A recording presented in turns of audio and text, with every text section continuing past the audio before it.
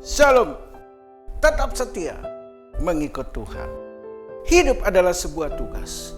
Tuhan ingin melihat seberapa kita bertanggung jawab dan seberapa setianya serta seberapa dapat dipercayainya kita saat ini dalam mengemban tugas yang Tuhan percayakan kepada kita. Galatia 1 ayat 6 bilang, "Aku heran bahwa kamu begitu lekas berbalik daripada Dia yang oleh kasih karunia Kristus telah memanggil kamu dan mengikuti suatu Injil lain."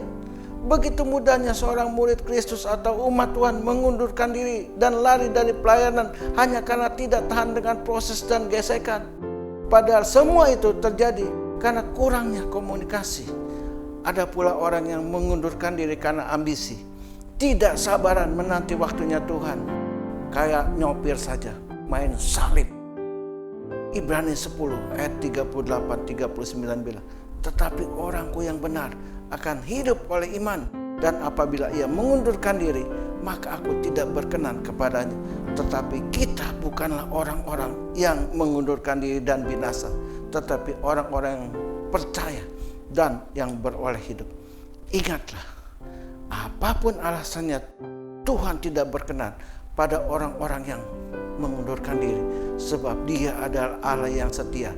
Itulah sifat asli dari Allah yang seharusnya menurun dalam diri kita.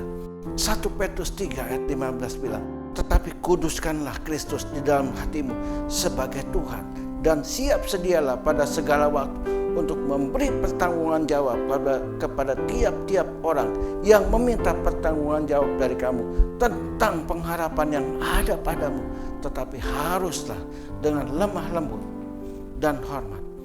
Hampir lebih dari 90% orang yang tidak setia ini pada akhirnya tidak pernah menjadi apa-apa. Bahkan keadaan dan kondisinya menurun, baik secara rohani dan jasmani.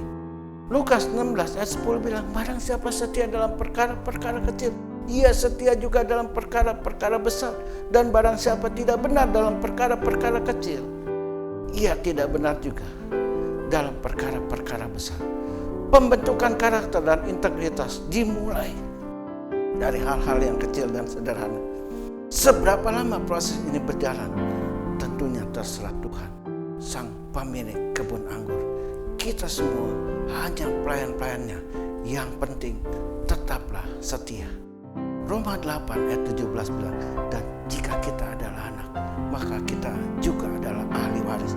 Maksudnya orang-orang yang berhak menerima janji-janji Allah yang akan menerimanya bersama-sama dengan Kristus, yaitu jika kita menderita bersama-sama dengan Dia, supaya kita juga dipermuliakan bersama-sama dengan Dia.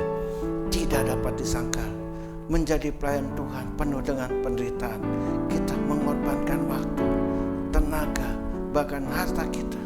Bukan dihargai dan diberi penghormatan, malah dikecam dan dilecehkan.